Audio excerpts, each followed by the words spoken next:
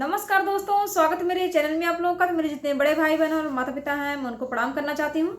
और मैं आप लोगों को एक बहुत ही प्यारा विवाह गीत सुना रही हूँ। मेरा गाना अच्छा लगे तो वीडियो को लाइक शेयर सब्सक्राइब जरूर करें और प्लीज़ मेरे चैनल को ज़्यादा से ज़्यादा सपोर्ट करें। धन्यवाद। सोनावा बरन मोरा सुंदरी बाबा, पनावा बरन सुकुआर, सुरुजु बरन बाबा बर मोरा खोजिया हो, तब रचिहा हमर बिया। सुरुजु बरन बाबा बर मोरा खोजिहा हो, तब रचिहा हमर बिया।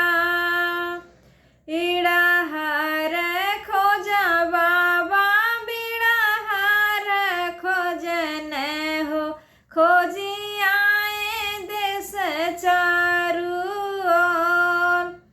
तोहरे सरेखी बेटी बर नाही पवली हो, कैसे राची तोहरा बिया।